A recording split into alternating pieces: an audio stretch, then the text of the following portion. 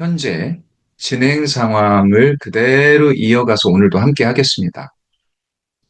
어, 우리가 직선을 긋고 총 4번의 유월절을 통해서 예수님의 이 사역의 공생애를 30살 때부터 33살까지로 추정되어지는 공생애를 함께 나누고 있습니다. 그려보겠습니다. 다시 둘, 셋, 넷. 자, 첫 번째 유월절, 두 번째 유월절, 세 번째 유월절, 그다음에 네 번째 유월절.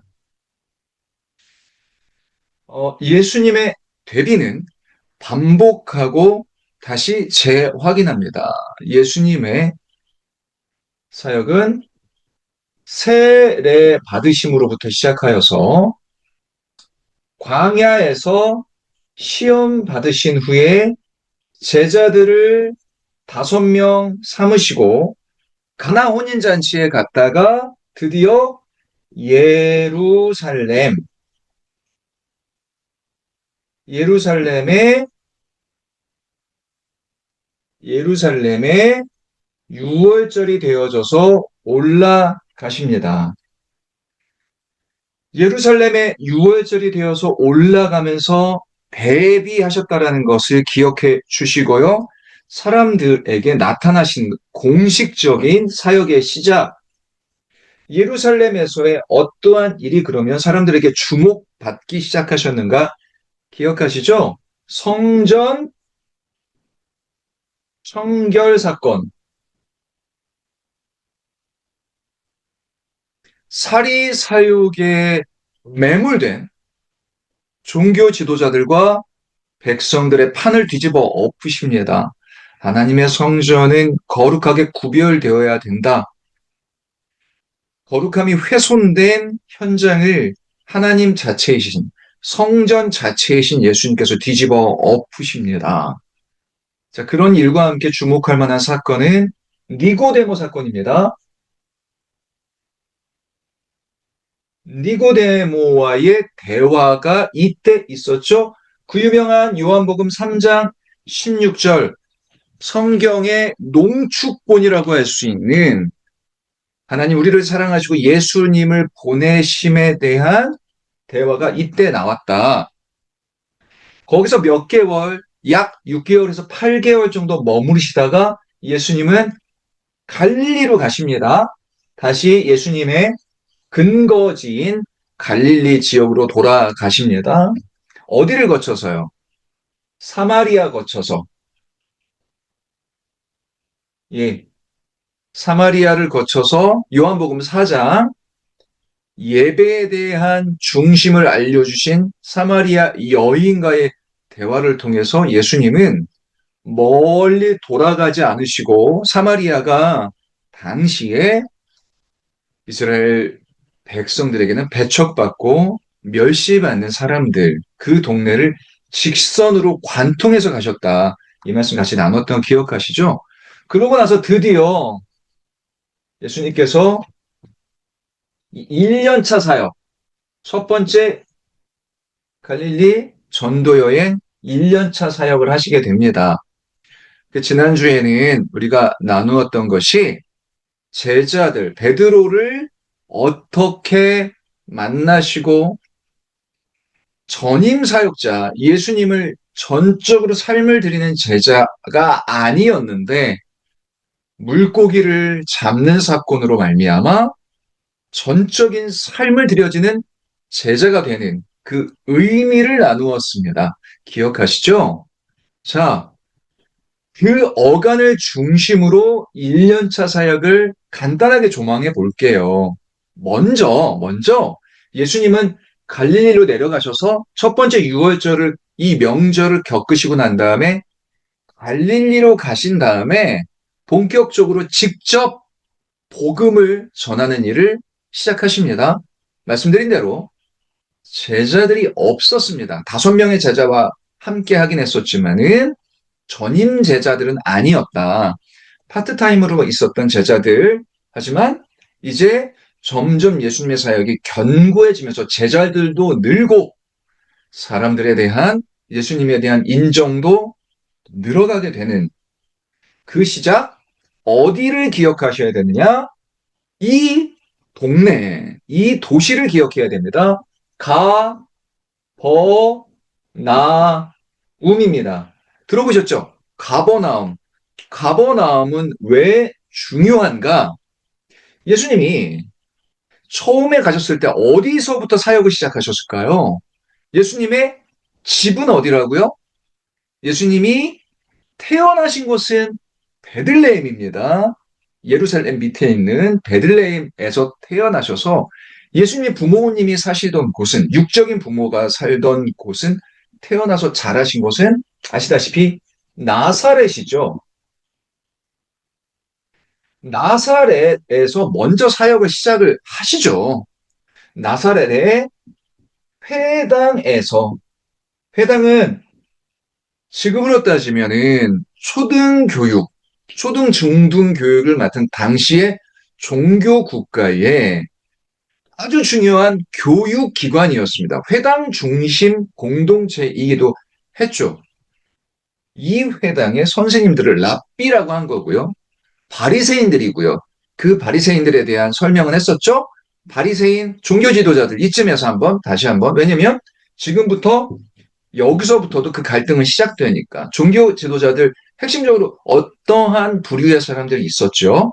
바리새인, 그다음에 사두개인, 그다음에 서기관, 제사장들 중요한 종교 지도자 그룹이 있었습니다. 회당은 바리새인들이 랍비로 있었던 선생님들이 있었던 곳이었고 말씀을 가르치고 교육하는 그리고 정신적인 구심력 역할을 했던 회당입니다.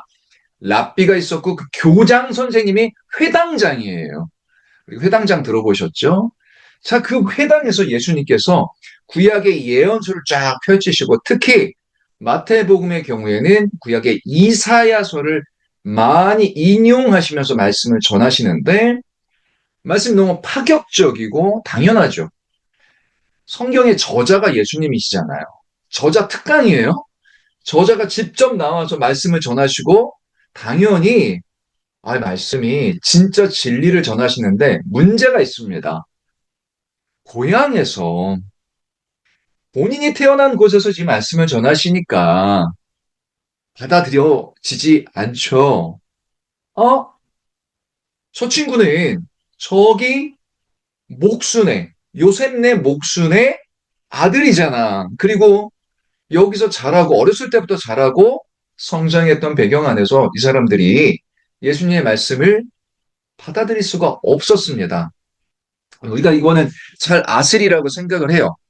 자, 이 부분은 누가복음 4장에 잘 나와 있고 뭐 참고로 4장 16절에 예수께서 그 자라나신 곳 나사렛에 이르사 안식일에 늘 하시던 대로 회당에 들어가 성경을 읽으려고 서심해.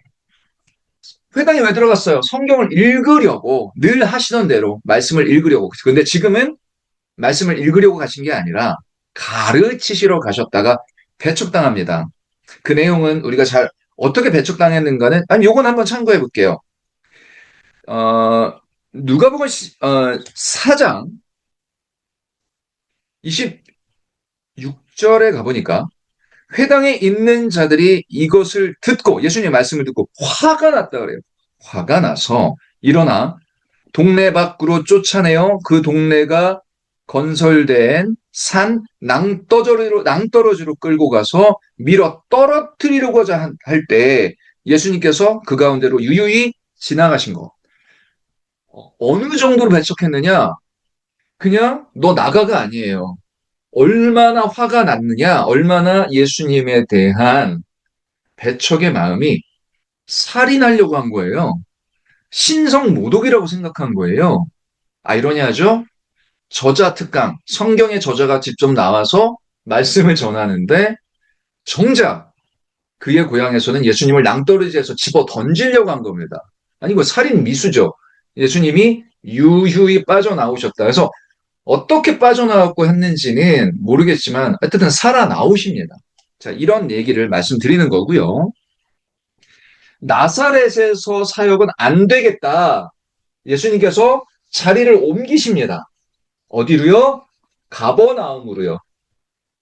가버나움은 지도를 잠깐 그냥 볼까요? 지도를 제가 다 그리지는 못하고 이렇게 해야겠네요. 갈릴리 호수를 그릴게요. 이렇게 고구마 뭉뚱한 고구마처럼 생긴 이 갈릴리 바다. 나사렛은 이 갈릴리 바다 서편 이쪽에 있습니다. 예수님의 고향 나사렛이 이쪽에 있고 가버나움은 이 갈릴리 호수의 서쪽 북쪽에 서북 쪽에 있는 거예요. 가버나움이 여기예요. 여기. 지도를 보시는 건지 모르겠어요. 갈릴리 바다 서쪽 요 서북쪽에 바로 붙어 있는 가버나움입니다. 가버나움이 왜 중요한가? 이곳을 이걸 성경에서 잠깐 확인할게요. 마태복음 4장으로 갈게요. 마태복음 4장에서 괜찮으시면 체크를 해주셔도 좋을 것 같습니다. 자, 4장 12절을 가겠습니다. 예수께서 요한이 잡혔음을 들으시고 갈릴리로 물러가셨다가 나사렛을 떠나. 자, 그쯤에 이제 우리 세례 요한이 잡혀 들어갔다라는 사건을 얘기하고 어쨌든 13절 나사렛을 떠나 말씀드린 나사렛을 떠나 스불론과 납달리 지경 해변에 있는 가버나움에 가서 사신이 이사하신 거예요. 아예 나사렛에서 가버나움으로 거처지를 옮기십니다. 이사하셨어요. 이제 고향 땅을 떠나서 여기서 정착하시고 이곳을 선교의 센터, 선교센터, 미니스트리 사무실을 만드신 겁니다. 가버나움에. 가버나움을 중심지로. 근데 그런 의미가 있는 거예요. 나사렛을 떠나실 수밖에 없으셨던 이유가 있지만 사실은 더 근본적으로는 가버나움에 제자들과 동역자들의 생활 터전이기도 했습니다. 여기가 경제적으로 군사적으로도 교통의 요충지였습니다. 로마가 이스라엘이라는 땅을 식민지 삼아서 통치할 때 가버나움은 경제적으로 군사적으로 교통의 요충지였었어요. 그래서 사람들이 가버나움을 중심으로 이쪽 저쪽으로 왕래하는 핵심 교통 중심지였기 때문에라도 그러니까 예수님은 가버나움을 통하여 사역을 하시면서 많은 사람들이 무역이라든지 장사를 하기 위해서 여러 모양으로 이쪽에서 말씀을 전하면 그것이 잘 퍼져나갔겠죠. 자, 그런 의미에서의 가버나움 이 정도로만 얘기를 하고요. 가버나움에서 사역을 시작하시면서 그러면은 이제 본격적으로 중요한 갈릴리 사역을 한번 소개하겠습니다. 여러 가지 예수님께서 말씀 전하시고, 복음 전파, 치유, 그 다음에 예언들. 예수님의 사역의 핵심이죠. 치유 사역, 그 다음에 교육 사역, 복음 전파. 이 사역을 감당하시면서 예수님께서, 물론 이때 지난주에 말씀드렸던 제자들이 비로소 예수님 곁에서 전적으로 도와주기 시작했고, 사람들이 불어나고 예수님의 말씀의 권위, 치유의 기적들이 점점 이제 부각되어지기 시작한다는 거. 자, 그게 이제 1년차 사역을, 핵심적으로 그냥 다 그렇게 해서 얘기를 하죠. 이제 그러시다가, 그런 사역을 차근차근 이어가시다가, 드디어 명절이 다가옵니다. 명절이 다가왔기 때문에 어디를 가셔야 돼요? 또 예루살렘 가셔야 되죠. 그게 바로 2년차의 시작점에 분기점이 되어지는 요한복음 6장으로 가면 됩니다. 자, 요한복음 6장에서 예수님이 5장이네요. 5장 1절을 가겠습니다. 요한복음 5장 죄송합니다. 5장 1절. 그 후에 유대인의 명절이 되어 지난번에도 말씀드린 대로 요한복음 2장, 5장 이런 식으로 요한복음에서 왜냐하면 요한복음에만 6월절에 어떻게 오셨다라는 것을 기술하고 있기 때문에 이때는 요한복음 5장에 마킹을 하셔도 좋을 것 같아요. 명절이 돼요. 유대인의 명절이 되어 예수께서 예루살렘으로 올라가시니 다시 예루살렘으로 오신 겁니다. 6월절 두 번째 때에. 근데 이때는 그럼 어떠한 일을 하셨을까요? 여기서 우리가 유추해 볼 수 있는 내용들이 있습니다. 예수께서 6월절에 예루살렘으로 오셨기 때문에 긴장하는 사람들이 있었겠죠. 예수님을 반갑게 맞이하는 사람들도 있었을 겁니다. 전국 각지에서 예수님이 다시 나타나신 것을 보고 1년 만에 나타나신 예수님을 보고 많은 사람들이 우와 작년에 봤던 그 청년 선지자 혹은 선생이 올해도 왔구나 반가웠을 거고 누가 예수님을 보고 긴장하고 싫어했을까요? 당연히 종교 지도자들이었겠죠. 저자가 또 왔다. 또 무슨 일을 거슬리는 일을 할까? 아니나 다를까? 6월절 두 번째 텀에는 이 기적을 베푸십니다. 베데스다 연못의 기적. 많은 사람들이 예루살렘 한켠에 있는 베데스다 연못가에 모여서 병자들이 거기서 물결이 동하면 우리가 잘 아는 병이 나을 것이라는 기대를 가지고 베데스다 연못으로 가셔서 누구를 살리시죠? 방금 본 요한복음 5장 5절 가보면 거기 38해 된 병자가 있더라.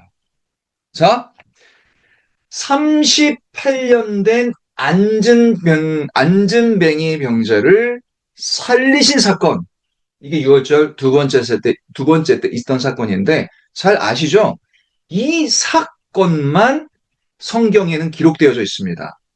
즉, 예수님께서 두 번째 6월절 때는 오셔서 다른 어떠한 일도 분명히 행하셨을 텐데, 이 일만 하시고 떠나시진 않으셨을 거 아니에요. 그런데 성경에서는 오직 요한복음 5장에 이 사건만 기록되어져 있기 때문에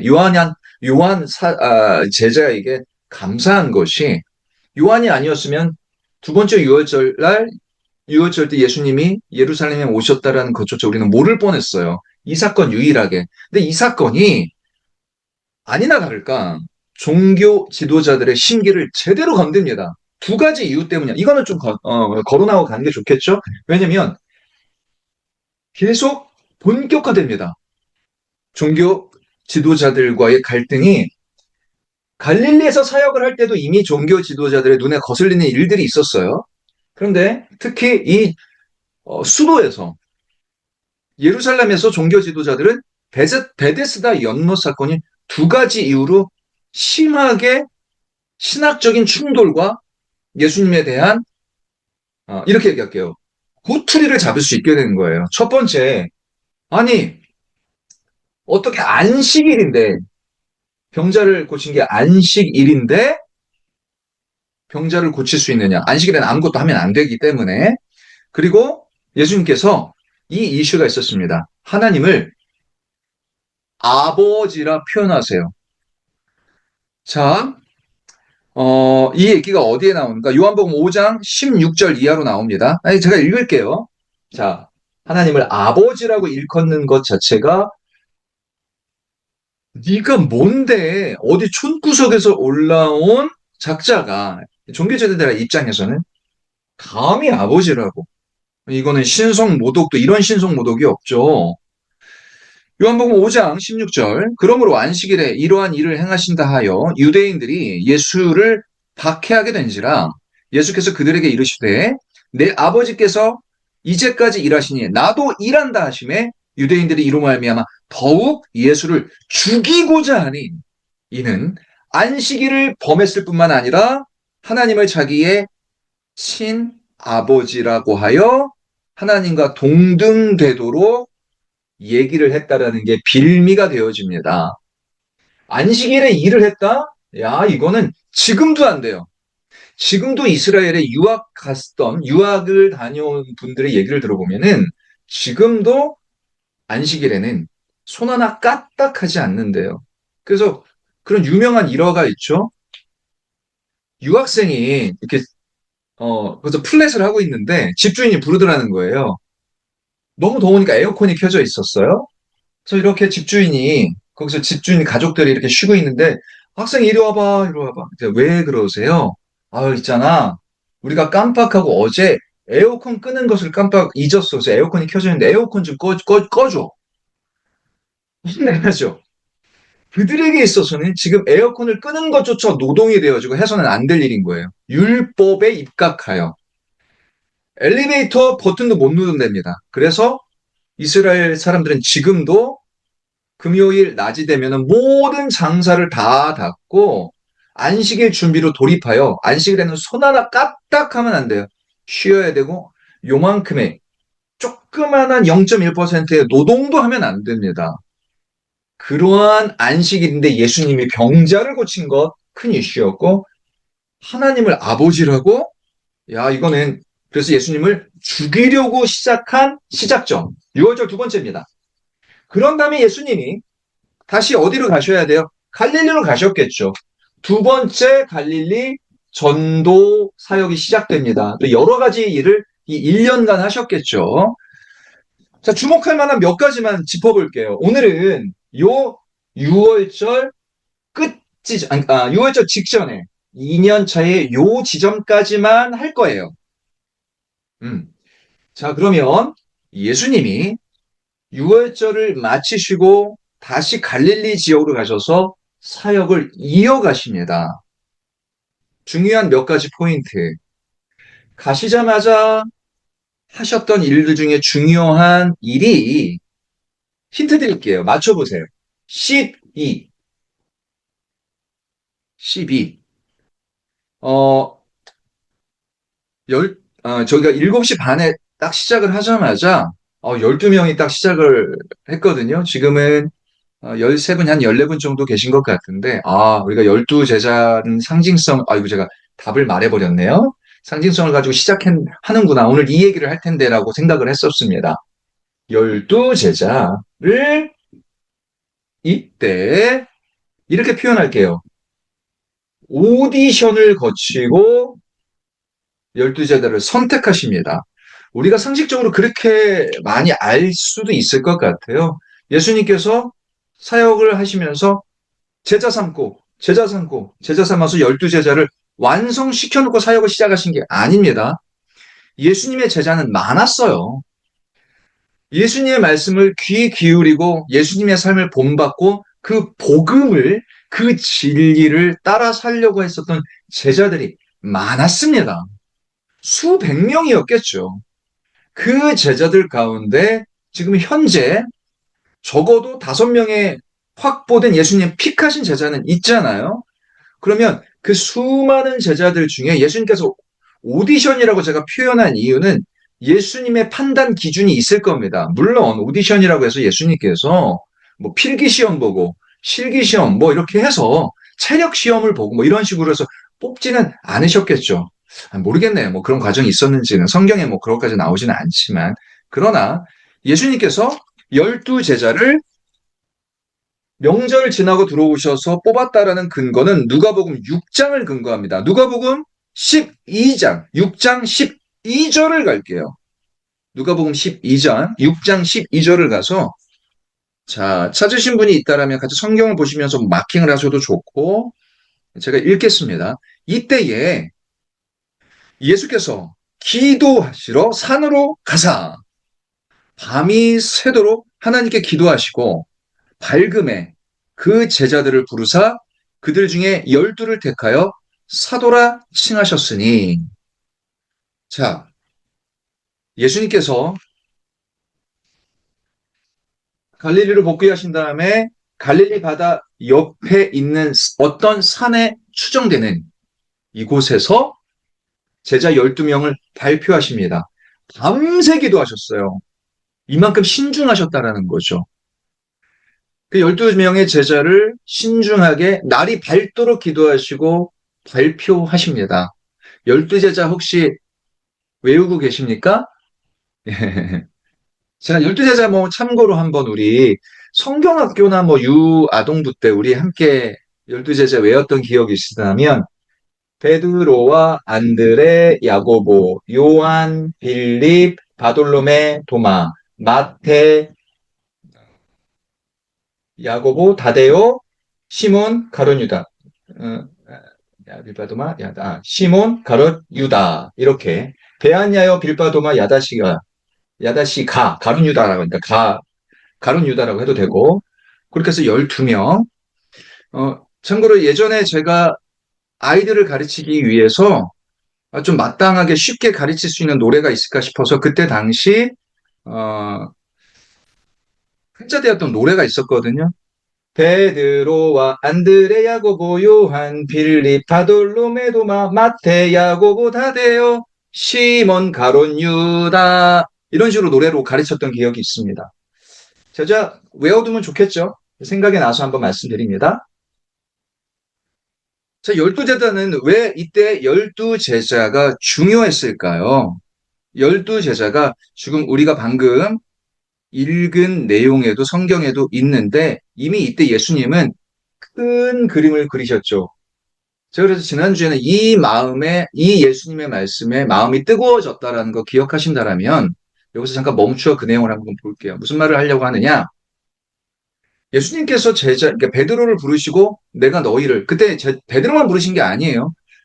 제자 몇 명을 그때 실제로 전임 사역자로 임명하시고 부르십니다. 그때 너희를 사람 낚는 어부라 칭한다. 사람을 낚는 어부가 되게 하겠다라고 얘기하셨지만 사실은 그 내용이 복음서마다 다르게 설명되어져 있는데 내가 너희를 영혼을 살리는 직책을 맡기겠다. 영혼을 대면하고 그 영혼을 살리는 사람으로 지금부터는 부르고 제자로 키우겠다. 사람 낚는 어부보다는 훨씬 큰 의미이죠. 그러면서 그런 사람을 이제 제자에서 예수님 뭘 염두하셨다고요? 예수님께서 부활 승천하신 다음에는 이 제자가 뭐가 됩니까? 사도가 되어지죠. 이미 이때 그 큰 그림을 그렸다는 거를 볼 수 있는 게 우리가 방금 본 6절, 누가복음 6절 13절에서 제자들을 부르사 그 중에 12를 택하여 사도라 칭하셨어요. 이미 이때 사도라 칭하셨습니다. 사도는 예수님 이후에 예수님을 직접 본 사람, 그래서 예수님이 전하신 말씀을 직접 세상의 복음의 확장을 위한 일꾼으로 삼으신 바울도 사도였습니다. 예수님이 직접 픽하셨으니까. 예수님이 다메섹 도상에서 만나서. 그래서 제자들을 택하셨다. 이 의미를 조금 더 오늘도 강조를 하는 겁니다. 이때입니다. 이때 제자들을 택하십니다. 근데 또 이게 여기서 그냥 지나칠 수가 없어서 또 얘기를 할게요. 오늘 시간이 되는 데까지 제가 준비한 거는 마태복음 한 13장까지 가야 되는데 어쨌든 급하지 않게 차근차근히 가볼게요. 자, 예수님이 제자를 택하신 다음에 놀라운 선포를 이때 하십니다. 여기서 우리는 또 예수님의 이 2년차 사역 중에 물론 중요하지 않은 사역은 없습니다. 많은 사람들을 고치시고 치유하시고 말씀을 전파하시고 기적을 행하시면서 예수님의 하나님 되심과 이 땅에 이 온 우주의 주인이신 로고스이신 예수님이 직접 이 땅에서 땅을 밟으시면서 사람과 사람을 대면하는 거. 아니, 너무 복된 일 아닙니까? 어찌 이러실 수 있습니까? 말이 안 되는 일을 하나님이 직접 이 땅에서 오신 사역을 하십니다. 그러면서 포인트로 잡는 중요한 사건, 마태복음 5장에서 7장에 이르는 긴 설교가 있습니다.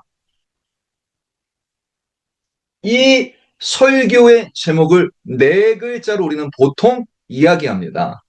산, 상, 수, 훈이라고 합니다. 산 위에서 베푼 말씀을 전하신 귀한 메시지 이산상수는 어떤 의미가 있는가? 아, 그렇게 먼저 두 개의 산을 그릴게요. 첫 번째 산 위에서 한 사람이 말씀을 전합니다. 이때는 어떠한 교보제가 있었어요. 교제가 있었어요. 교제라고 해야 될까요? 네, 어떤 무엇을 들고 말씀을 전합니다. 그리고 지금은 예수님께서 말씀을 선포하십니다. 첫 번째 산은 우리가 잘 아는 신의 산입니다. 두 번째 산은 산 이름을 모릅니다.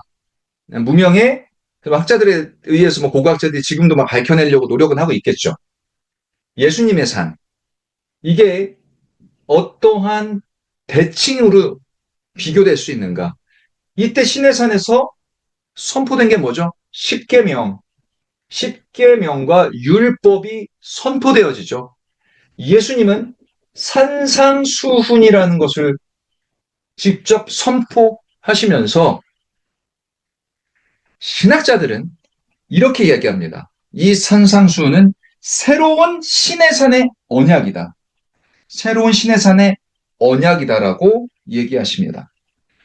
신학교 때, 제가 신대원 때, 제가 정확하게 기억은 안 나지만, 이 내용들을 브리핑하고 리포트를 내고 발표하는 자리가 기억이 나요. 제가 이렇게 표현했어요.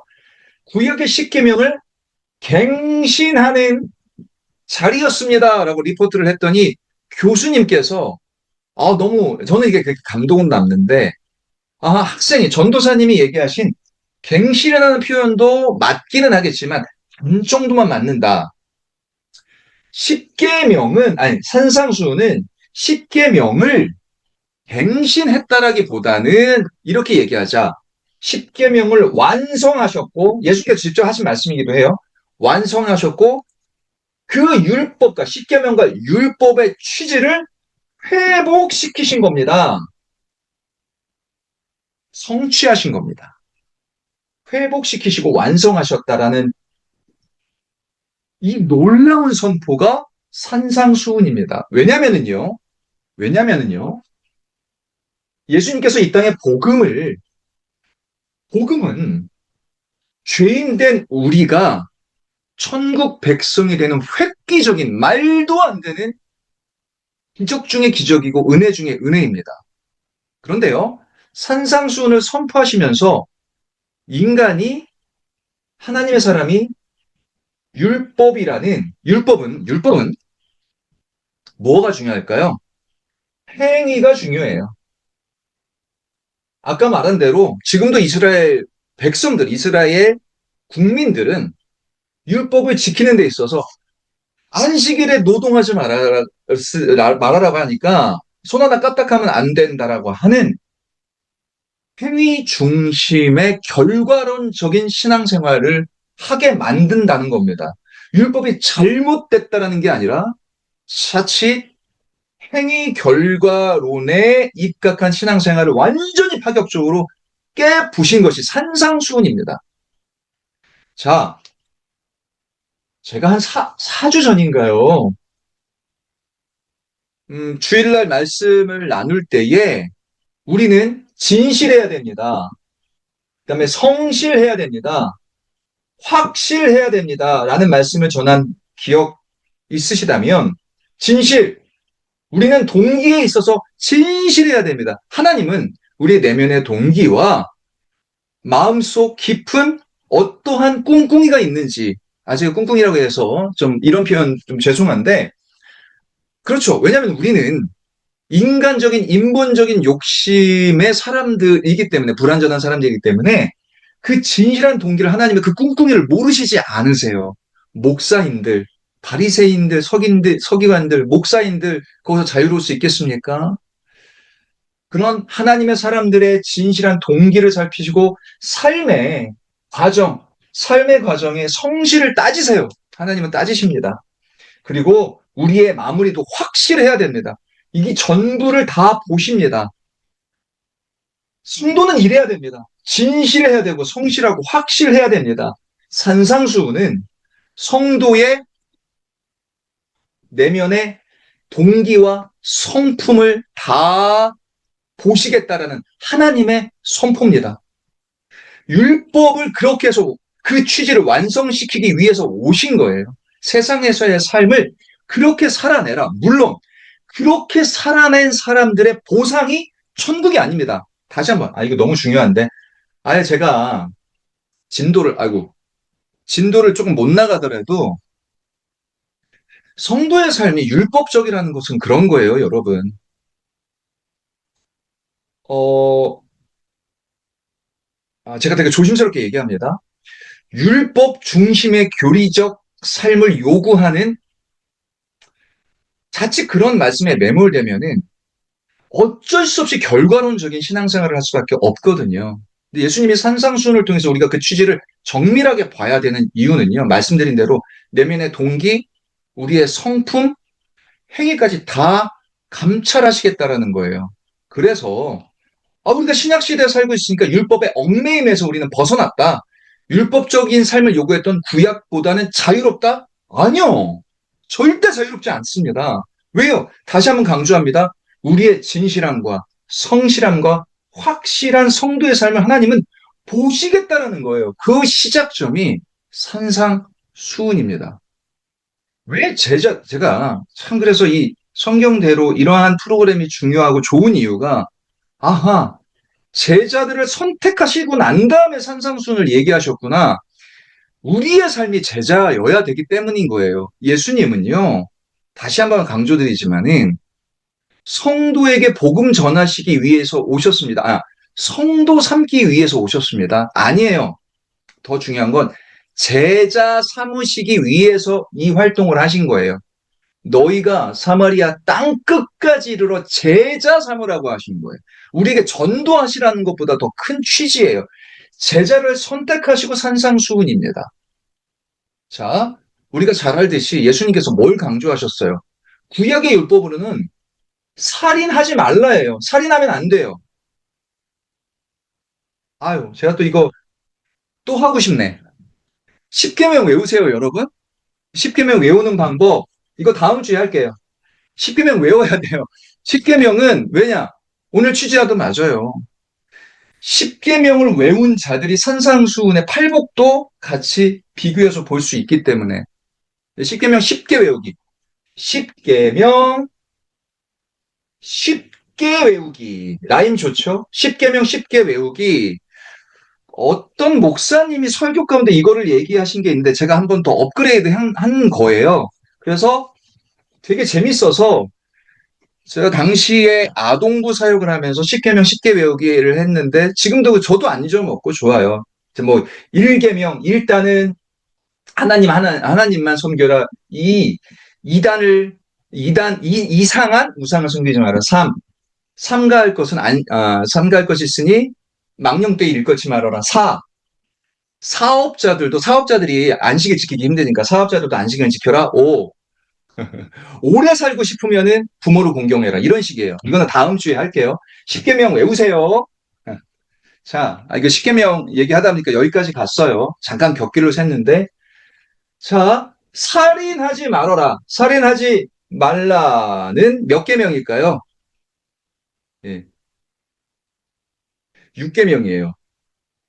육신을 살인하지 말아라요. 그죠? 6이에요. 육신을 살인하지 말아라. 살인은 육신을 하는 거니까. 구약의 율법상 살인하지 말아라. 살인하지 말아야죠. 그런데 예수님께서 이 갱신해 주신 완성시키신 예수님의 산상순의 이 법칙은 뭡니까? 어이구야. 형제를 미워하는 것도 살인과 같다라고 등치시키세요. 우와, 놀랍죠? 구약적인 삶에 우리가 얽매이게 되면 율법적인 삶을 지향하는 성도의 율법적인 신앙의 테두리가 있을 수 있어요. 그래서 완곡하게 지금도 교회에 따라서 뭐 다 다르지만 안식일에는 아이들한테 용돈도 안 주고 떡볶이도 못 사 먹게 해요. 대중교통도 못 이용하게 하는 그러한, 이게 취지가 나쁘다는 건 아닙니다. 근데 이거 왜 율법적인가? 결과론적으로 갈 수밖에 없는 신앙의 구도를 보여주기 때문인데, 더 중요한 건 뭐라고요? 그러면 그렇게 하는 이유와 동기와 그 진실 때문에 뭐냐? 형제를 미워하는 것도 살인과 방불하다라고 예수님께서 말씀하신 취지와 마음의 성품과 동기를 보자라는 거예요. 그러니까 예수님께서 선포하신 이 산상수훈은 입체적인 우리의 성도의 삶을 다 보시겠다는 거기 때문에, 아, 구약 시대에 살고 있는 구약 시대에 고리타분하고 구약 시대의 율법적인 삶에서 자유로워졌다? 절대 자유롭지 않다니까요. 또 뭐라고 하세요? 간음하지 말라라는 것도 얘기하시잖아요. 간음하지 말라는 7계명이에요. 77 맞게 간음하지 말라예요. 7계명 77 맞게 간음하지 말라. 예. 그거 뭐라고 얘기하세요? 예수님께서 이 산상수훈을 통해서 이미 음욕을 품은 것 자체도 간음이라고 예수님께서 말씀하세요. 마음 안에 품은 것 자체도. 그럼 누가 그걸 아세요? 하나님은 아신다는 거예요.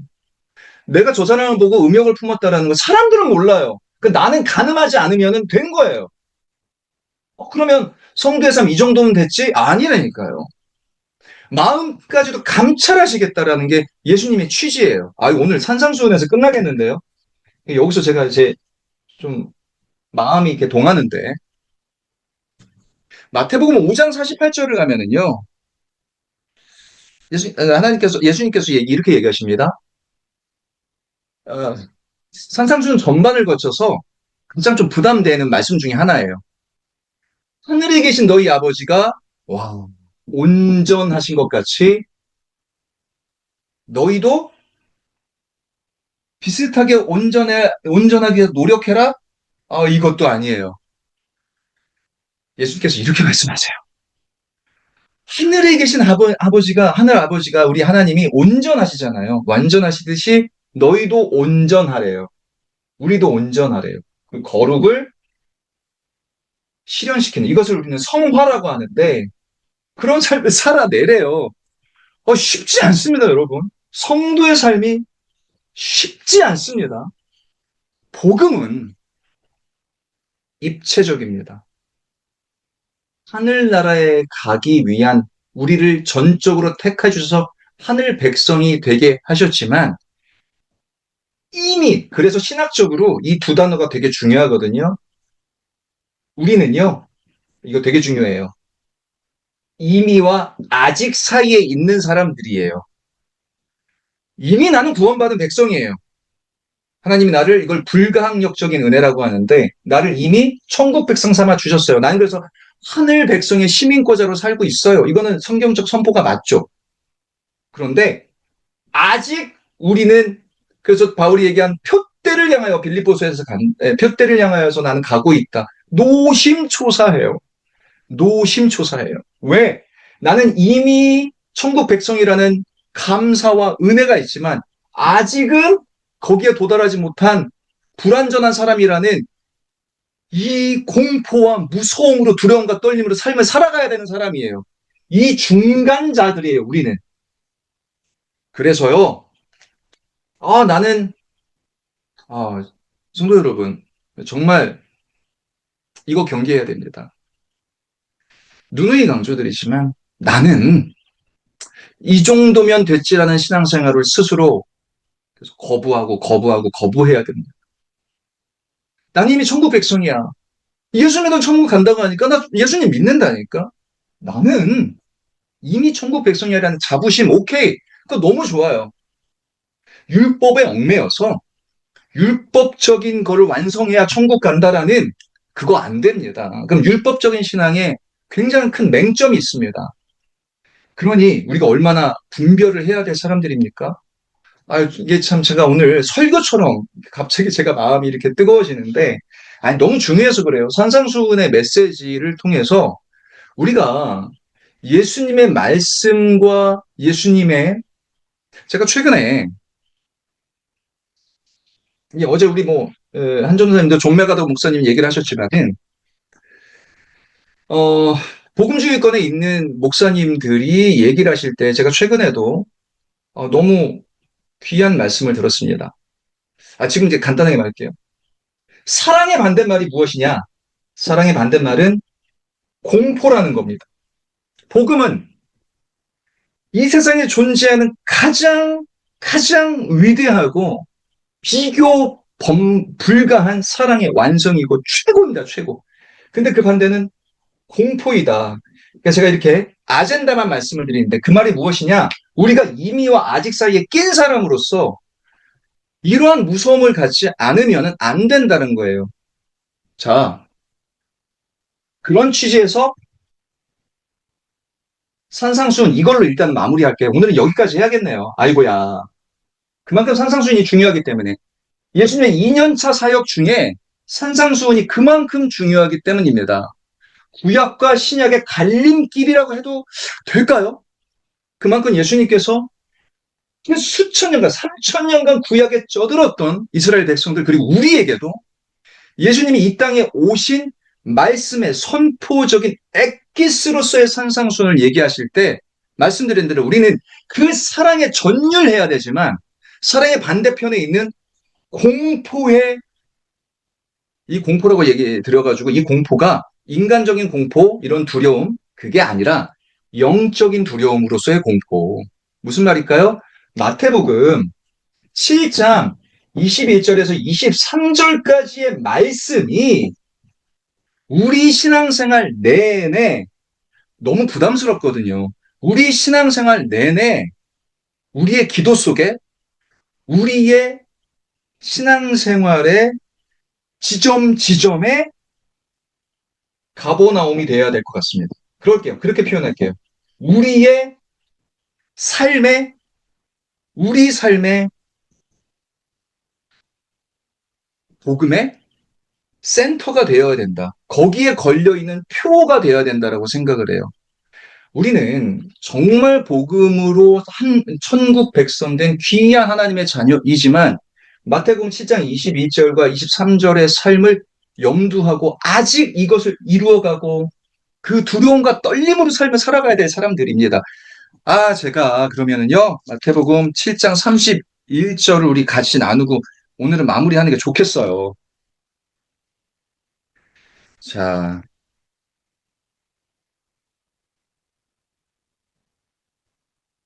마태복음 7장 21절과 23절을 한번 볼게요. 나더러 주여 주여 하는 자마다 천국에 들어갈 것이 아니요 다만 하늘에 계신 내 아버지의 뜻대로 행하는 자라야 들어가리라. 그날에 많은 사람이 나더러 이르되 주여 주여 우리가 주의 이름으로 선지자 노릇하며 주의 이름으로 귀신을 쫓아내며 주의 이름으로 많은 권능을 행하지 아니하였나이까 하리니 그때에 내가 그들에게 밝히 말하되 내가 너희를 도무지 알지 못하니 불법을 행하는 자들아 내게서 떠나가라. 오늘은 뭐 성경대로 성경 공부를 떠나서 이 의미에 좀 집중하게 되었습니다. 뭐 제가 예기치 못한 내용인데 어떻게 보면은 자, 마태복음 7장 21절에서 23절은 마태복음 7장은 이 산상수훈 뒷부분에 결론 요약이라고 해도 불가할 것 같습니다. 예수님께서 뭐라고 해요? 불법을 행하는 자들아. 예수님이 새로운 법을 우리에게 주셨어요. 뭐라고요? 율법에서 벗어나서 뭐 우리가 팔복 잘 알고 있듯이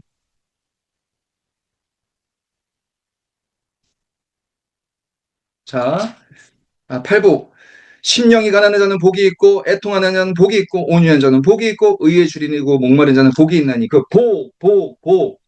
하지만 이 선포한 10계명 10가지에서 8가지 팔복을 중심으로 쭉 이어가는 5장에서의 7장까지의 내용을 해설하신 걸 우리가 직접 이 설교를 듣게 되면 뭐라고 얘기하시는가?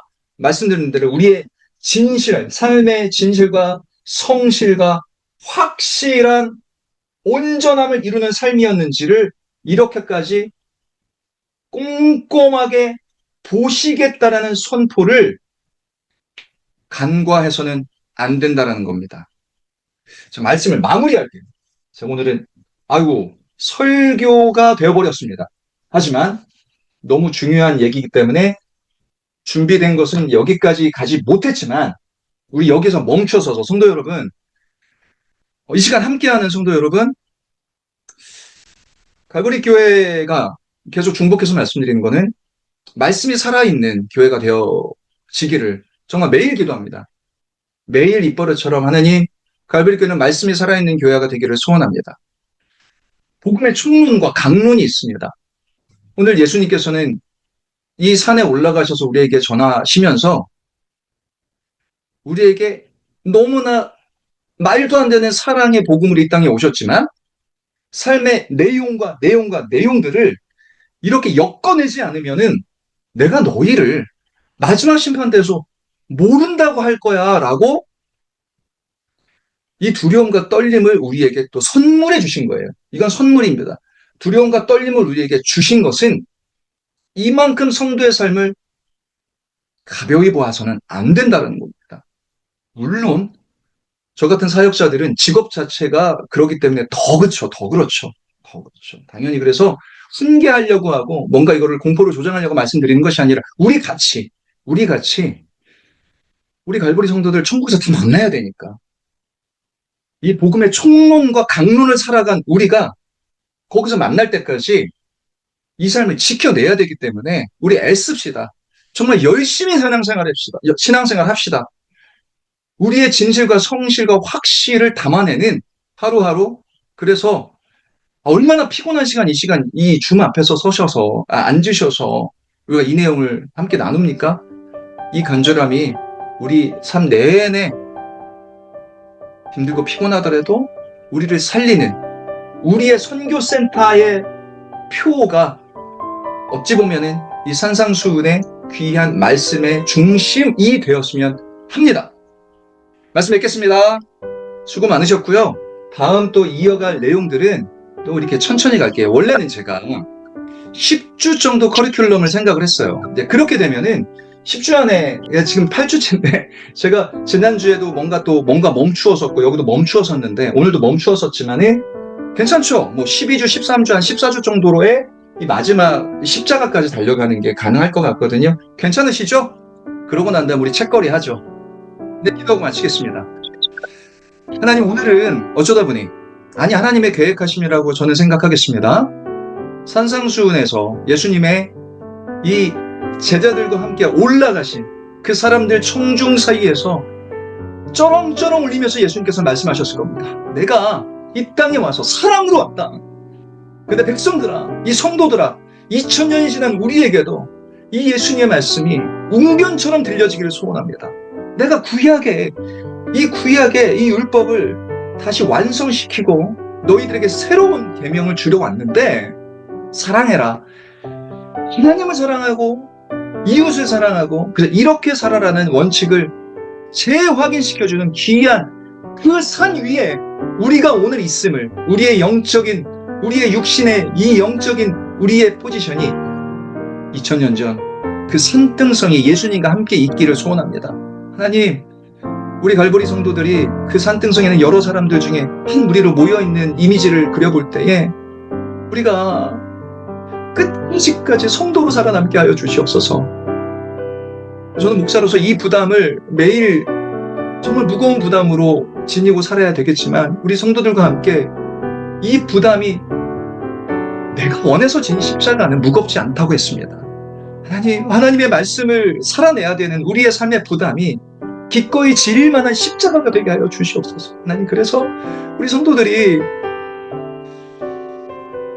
이 귀한 말씀으로 하나님 안에 늘 행복하게 진실하고 성실하고 확실한 하나님의 온전을 이루어가는 삶으로 하루 살아내게 하여 주시옵소서. 비록 우리 12명 남짓한 성도들과 함께 이 시간 했지만 이 간절한 마음이 하나님의 간절한 마음으로 우리 성도들에게 각인되어지기를 간절히 소원합니다. 우리 내일 금요 또 기도회를 통해서 하나님과 만날 텐데 와서 함께 기도하고 이 불씨를 또한 꺼트리지 않기 원합니다. 또 새벽에도 만나겠습니다. 오늘 함께한 성도님들 정말 축복하고 사랑합니다. 또 이 시간 함께하고 싶었으나 못했던 우리 성도님들도 그리고 우리 갈보리 귀한 가정들 또 아픔으로 지금도 어려워하고 있는 또 성도님들 또 한국에 가 계신 성도님들 이렇게 모두에게 함께하여 주시옵소서. 감사드리며 예수님의 이름으로 기도합니다. 아멘.